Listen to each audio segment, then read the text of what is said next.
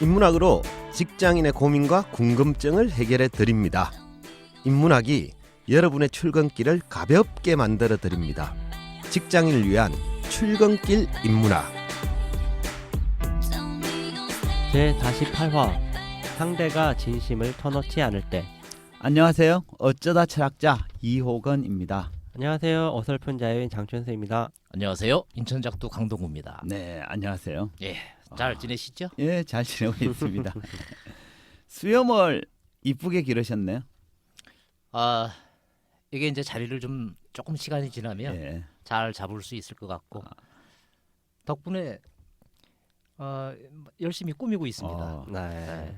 우리 청취자분들은 뭐 비디오 화면을 못 보셔서 그럴 텐데 우리 작두님의 수염 기르신 걸 쫙 보면 예술가의 풍모가 쫙 느껴지실 텐데, 그죠? 누구는 뭐 노숙자라고 그러던데. 그래요? 노숙자와 예술가는 별반, 그죠? 종이 한 장 차이죠. 뭐 이런 거. 네. 우리 같이 작가와 백수도 종이 한 장 차이가 그렇습니다. 아, 그러네요. 예. 장사와 강사도 종이 종이 한 장. 뭐 인생이 사는 게 다 그렇죠. 뭐 그러네요. 거기인 것 같습니다. 의외의 깨달음을 또 오늘. 그죠? 예. 그래도 어쨌든- 뭐 단어 하나라도 예. 참 마음에 드는 단어를 주니까 좋네요. 예. 네. 그죠? 우리가 이제 이런 인문학이나 철학 공부를 하게 되면 이렇게 언어 사용이 좀 많이 달라지거든요. 하이데거가 이런 얘기를 했어요. 언어는 존재의 집이다.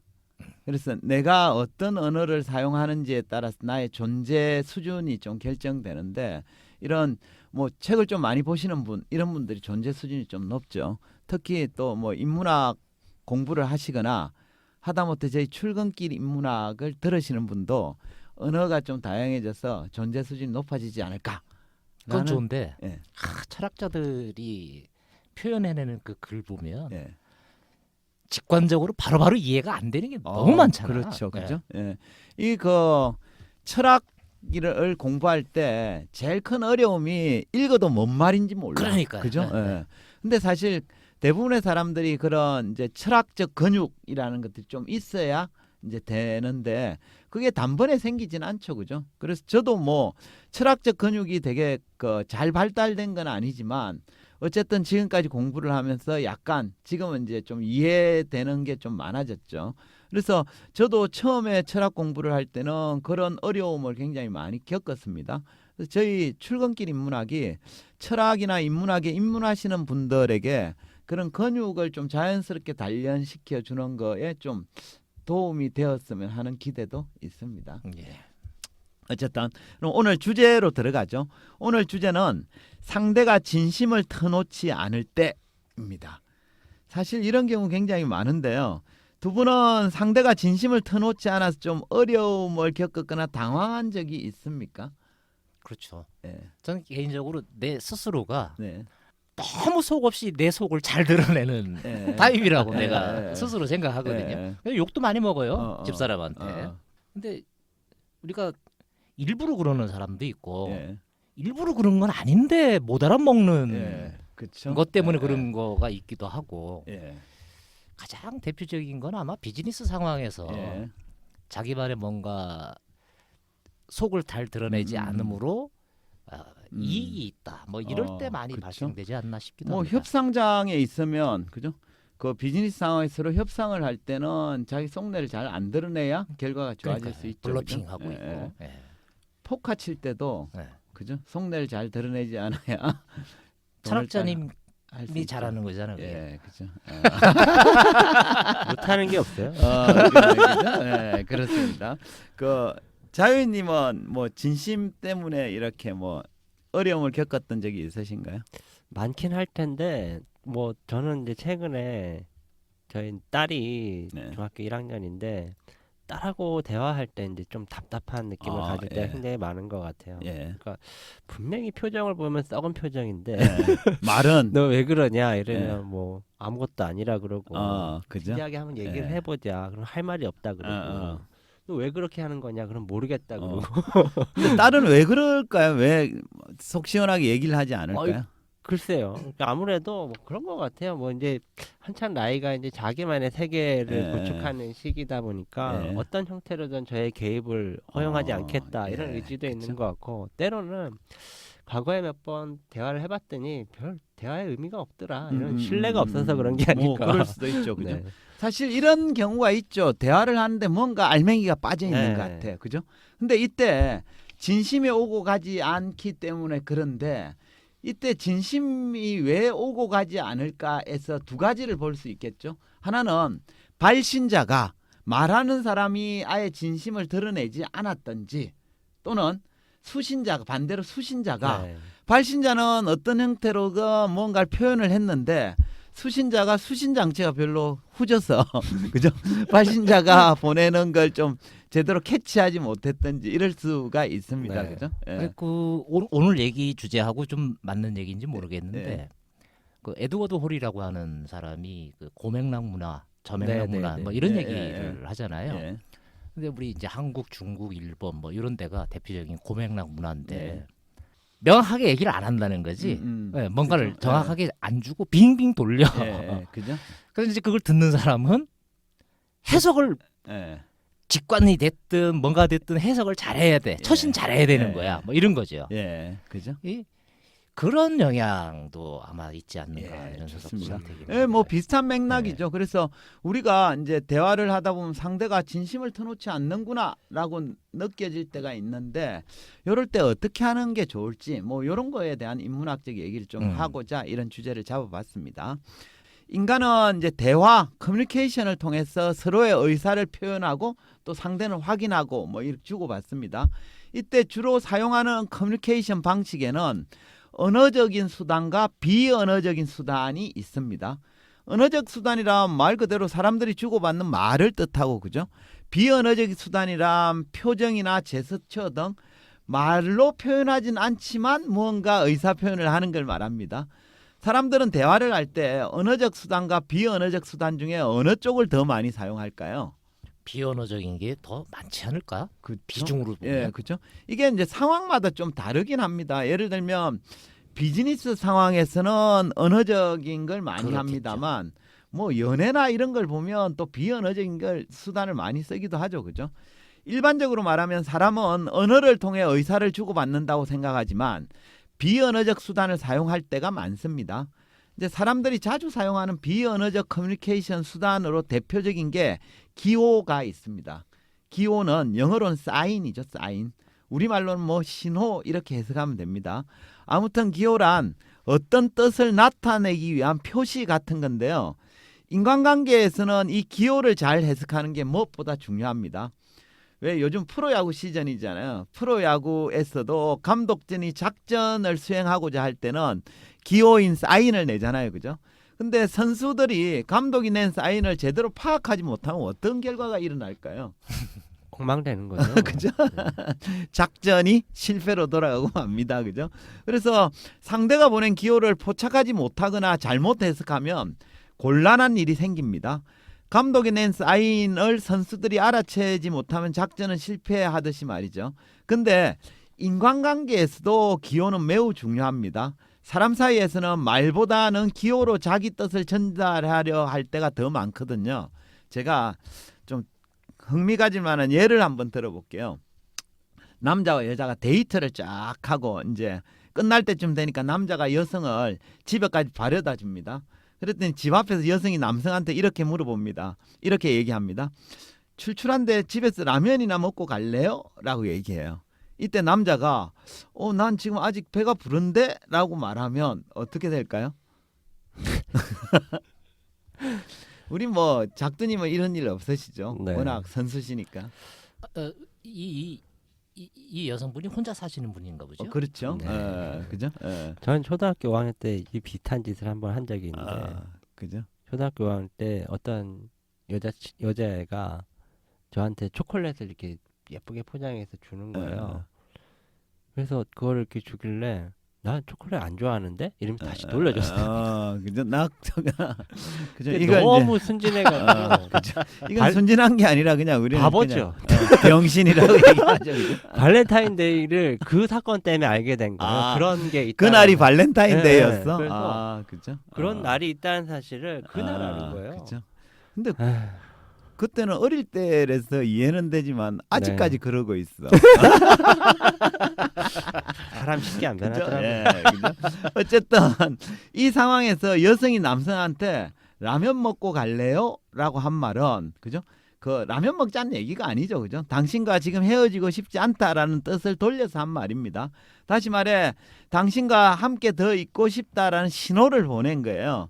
근데 남성은 그 신호를 알아채지 못하고 있는 거죠. 그러면 이제 좋은 관계로 발전하기 어렵습니다. 그렇지 않습니까? 그죠? 그렇습니다. 네, 어쨌든 뭐 사랑도 상대방이 보내는 신호를 서로가 좀 잘 파악해야 이게 좀 그렇죠, 잘 그죠? 되는 것 예. 같아요. 생명체 중에 언어를 가장 잘 사용하는 종족이 바로 우리 인간이거든요. 근데 우리 인간도 언어를 잘 사용하긴 하지만 말보다는 기호를 더 많이 사용합니다. 흔히 이제 사람 사이의 관계가 소원해지면 상대방한테 물어보잖아요. 그죠? 남자 여자가 이제 데이트를 할 때 남자가 주로 이렇게 물어보죠. 뭐가 불만이야? 솔직히 말 좀 해봐. 라고 말을 합니다. 애인이 이유도 없이 토라졌을 때 주로 남성들이 하는 얘기입니다. 그래서 오늘 자기 기분이 왜 저기압이야? 내가 뭘 잘못했어? 뭐 때문에 그래? 그러지 말고 좀 속 시원하게 얘기 좀 해봐. 라고 물어보면 여성인 상대방은 뭐라고 답합니까? 이게 미치고 환장하는 네, 건데 그죠? 맞아요. 꼭 내가 말로 해야 돼? 이렇게 네. 이제 나온단 말이에요. 맞습니다. 네. 그죠? 근데 미치- 거기에 하나 이어지는 게 있어요. 뭐라고 그래? 그런 얘기를 하면 남자가 이렇게 답변한다는 거죠. 미안해. 그러면 여자가 또 이렇게 얘기하는 거죠. 미안하다고 하지 말랬지. 그죠? 뭐가 미안한데 계속 딱 이런 거죠? 돌아다니죠. 예. 무한 반복. 예, 이렇게. 그죠? 예. 물론 이제 개그 그죠? 예. 코드 정도인데요. 근데 네. 실제로는 자주 일어나는 겁니다. 꼭 그걸 말로 해야 알겠어? 네. 라는 거죠. 그죠? 그래서 우리가 물어봐도 말을 안 하고 꼭 그죠? 이제 이렇게 질문을 하죠. 이 말은 이유는 이제 말하진 않지만 상대가 내가 말하지 않더라도 눈치로 좀 알아채길 바라고 네. 있는 거죠. 그러니까 말하면 그 여성은 이미 자기가 기호로 신호를 남성한테 보냈다는 겁니다. 근데 이제 상대가 보낸 기호를 눈치채지 못한 남성의 입장에서는 뭐 미치고 환장할 노릇입니다. 하지만 어쩔 수 없습니다. 그 여성은 이미 기호로 자기 뜻을 전달했기 때문입니다. 근데 이제 이런 경우는 부부나 애인 사이에만 생기는 현상 아닙니다. 현실에서는 의외로 자주 생깁니다. 우리 그 직장에서도 이런 일이 있죠. 그죠? 그 직장 상사가 부하 직원들 표정이 별로 안 좋아. 그래 뭔가 불만이 있는 것 같아요. 그래서 회의실로 딱 불러 모아 가지고 이런 얘기를 하죠. 오늘 우리 한번 허심탄회하게 얘기를 좀 해보자. 서로 얘기 좀 해봐. 이렇게 얘기를 하면 부하들은 그때 진심 밝히나요? 안 하지요? 그죠? 안 하지요? 그렇지 않습니다. 그러니까 부하들은 상사가 우리 솔직하게 얘기해봐. 내 다른 뭐 뒤에 아무 문제 없으니까 얘기해봐. 이렇게 얘기해도 그 얘기 듣고 진심 있는 그대로 얘기하는 사람은 좀 바보입니다. 그죠? 그래서 진심 밝히지 않습니다. 가정에서도 마찬가지죠. 아마 그 자유인님 느끼고 계실런지 모르겠습니다만 보통 사춘기에 들어선 자녀들은 매사에 불만이 많고 부모 말을 잘 듣지 않습니다. 왜 그러는지 물어봐도 속 시원히 대답을 하는 경우는 거의 없습니다. 하지만 이때 부하나 자식이 아무런 의사표현을 하지 않은 건 아닙니다. 정확히 말하면 그들은 이미 기호나 신호를 보냈을지도 모릅니다. 다만 상사나 부모가 그 기호를 알아채지 못했을 뿐인 거죠. 아 근데 전 그 기호는 알아채는 것 같은데 그 기호를 보는 순간 화가 나가지고 뭐 그럴 수도 그 있죠. 표정이 마음에 안 드는데 뭐 근데 어쨌든 그런 얘기가 좀 그죠? 네. 좀 아빠 나는 뭐 이래 네. 지금 그래서 뭐 이렇게 얘기해주면 좋을 텐데 근데 이게 사람의 특성인 것 같아요, 그죠? 예, 그죠? 기호나 신호를 예, 이렇게 그죠? 사용하려고 예, 하는 거 맞습니다. 네. 예.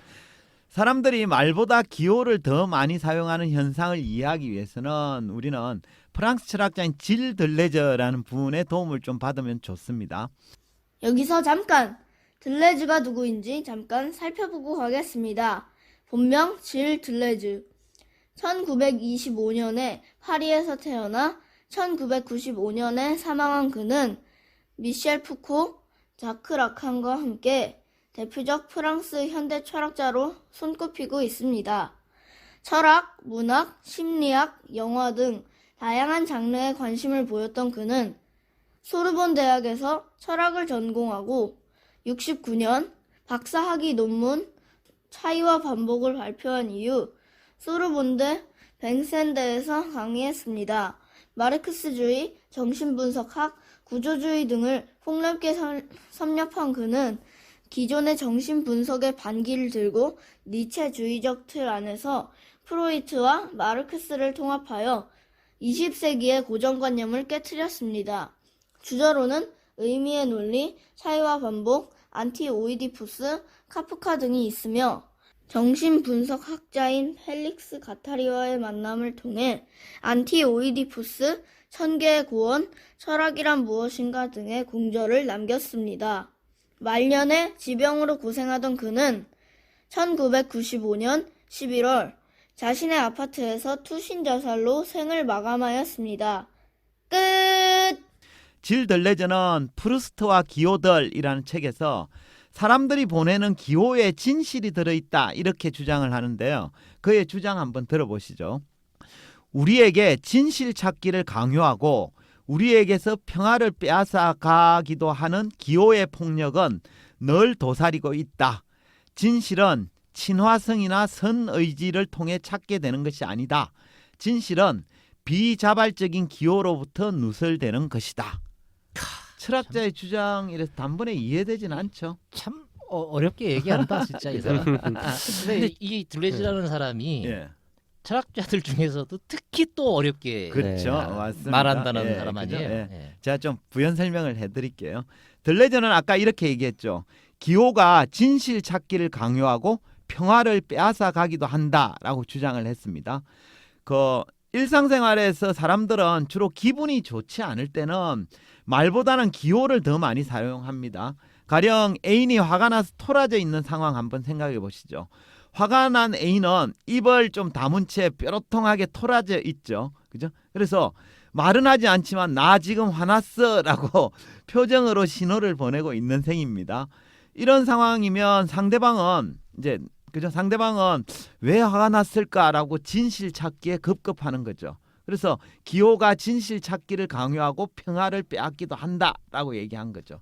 한마디로 애인이 보내는 기호가 상대로 하여금 진실 찾기를 강요하고 있는 셈입니다. 그 결과 그 기호가 그들 사이의 평화를 빼앗아 가기도 했습니다. 그래서 이때 애인에게 왜 화났는지 진실을 말해보라라고 솔직하게 말해보라라고 얘기하면 화가 난 상대는 솔직하게 이야기하나요? 내가 꼭 말로 해야 알겠어? 그렇죠? 그렇습니다. 그죠? 그래서 이 말을 두고 들레즈는 이렇게 얘기하죠. 진실은 친화성이나 선의지를 통해 찾게 되는 것은 아니다. 그죠? 그러니까 말하라 한다고 해서 좋은 의지대로 얘기하는 게 아니라는 거죠. 진실은 비자발적인 기호로부터 누설되는 것이다. 라고 주장을 한 겁니다. 그러니까 애인이 화가 난 이유는 친하다고 해서 말해지는 게 아닙니다. 그냥 애인이 보내는 비자발적인 신호를 통해 알아채야 하는 거죠. 자기도 모르게 이렇게 드러나는 거. 드러나는 거. 네, 그걸 보고 알아채야 된다는 거죠. 참 힘들죠. 사는 게 힘들어요. 연애가 힘든 네. 거죠. 그죠? 아, 예. 그럼 어떻게 하면 이걸 좀 잘 알아챌 수 있을까요? 그죠? 들레저가 아까 한 주장에 이어서 좀 이런 얘기를 했습니다. 한번 들어보세요. 진리는 어떤 사물과의 마주침에 의존하는데 이 마주침은 우리에게 사유하도록 강요하고 참된 것을 찾도록 강요한다. 사유하도록 강요하는 것이 바로 기호다. 기호는 우연한 마주침의 대상이다. 들레저에 따르면 상대가 보낸 기호가 사람들을 사유하게 만든다고 보았습니다. 가령 애인의 토라진 표정이라는 기호는 상대로 하여금 왜 화가 났을까 하고 생각하게 만든다는 거죠. 근데 이러한 기호는 우연한 마주침의 결과입니다. 그러니까 애인이 평소와 다른 반응을 보이거나 평소와 다른 행동을 하게 하는 걸 보게 되면 대개의 경우는 평소와 다르네라면서 애인이 보내는 기호를 눈치채게 되는 겁니다. 그 결과 평소와 달리 왜 저렇게 행동하지? 라면서 생각에 빠지게 되는 거죠. 일단은 눈치를 좀 잘 채는 게 중요한데 네. 결국에는 눈치를 챈 다음에 다짜고짜 왜 그러는 거야? 이렇게 물어보지 말고 일단 생각해라 이 얘기를 하는 것 같기도 하네요. 네. 생각을 해라가 아니라 저절로 네. 생각에 빠진다는 네. 거예요. 상대가 그죠? 그 비자발적인 특별한 기호 여기서는 애인이 좀 토라진 화가 난 그 같은 표정을 보이면 일단 저절로 네. 왜 저렇지? 그거 이제 기호를 우연한 마주침에서 발견하는 순간 그런 생각에 빠져든다는 겁니다. 네. 그래서 들레전 또 이렇게 얘기합니다. 사유함이란 언제나 해석함이다. 다시 말해 어떤 기호를 설명하고 전개하고 해독하고 번역하는 것이다. 그러니까 우연한 마주침의 결과로 눈치채게 된 기호로부터 사람들은 사유를 하게 되죠. 그죠? 근데 여기서 사유한다는 건 상대가 보이는 기호를 설명하고 해독하는 과정입니다. 그러니까 애인이 평소와 달리 왜 저런 반응을 보일까라고 해독하는 행위가 바로 사유하는 과정이라는 뜻이죠. 결국 우리가 상대가 보내는 기호를 잘 파악하기 위해서는 우연한 마주침, 다시 말해 상대가 평소와는 다른 반응을 보이거나 평소와는 다르게 행동하는 지점을 잘 관찰해야 됩니다. 그래야만 그 기호가 잘 보이고 그 결과 진실에 더 다가갈 수 있기 때문입니다. 의미 있는 얘기예요. 예, 그죠? 근데 이 들레즈가 지금 프랑스 철학자예요. 예, 맞습니다. 고맥락 문화권이 특이하게도 프랑스도 고맥락 문화권. 그죠? 바로 얘기 안 한다는 거죠. 예. 그래서 프랑스 자체가 그 문화권이 그러다 보니까 이 들레즈 같은 이런 네. 주장들이 그죠? 연구가 네. 나오지 않았나 이런 네. 생각도 드네요. 근데 약간 도돌이표 같은 느낌이 있어서 왜냐하면 기호를 잘 알아채려면 어떻게 해야 될까 했는데 잘 관찰해라 잘 이렇게 관찰해라. 된 것 그렇죠. 같아서 네. 그렇죠. 네. 네. 그렇죠.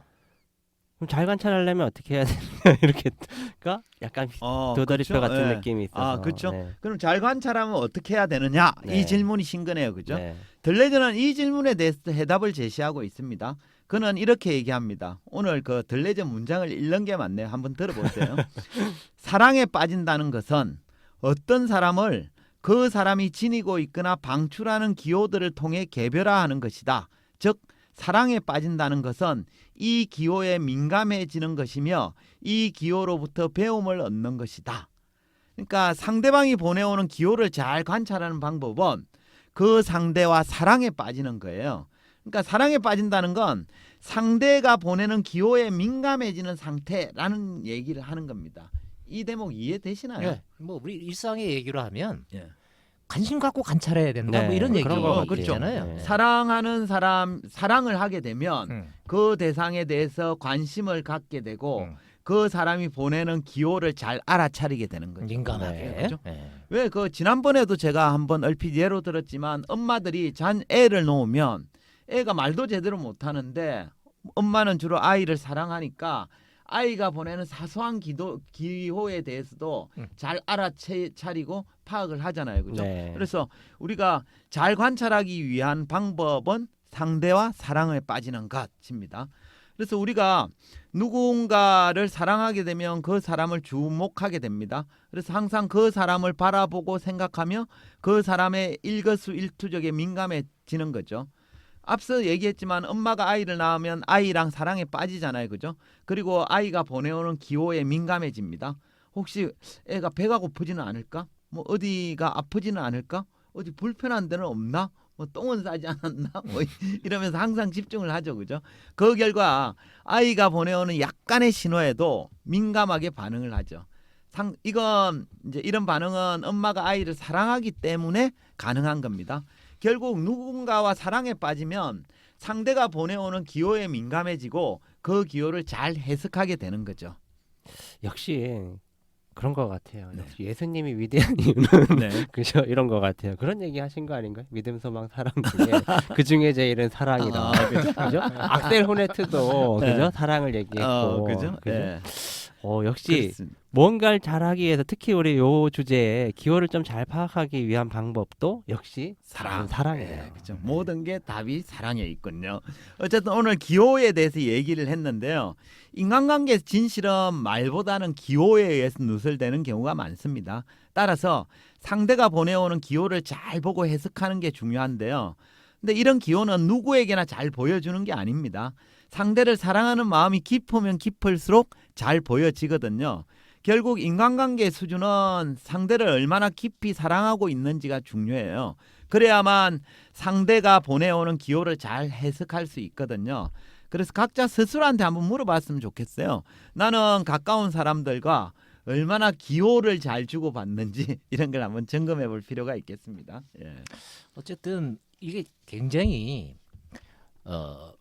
왜곡이 될 수도 있고 네. 오해의 소지가 있는 것이기도 한 게 눈치, 직관, 행간 읽는 거 막 이런 거잖아요. 네, 그렇죠. 근데 대한민국 사회가 어찌됐든 고맥락 사회이다 보니까 네.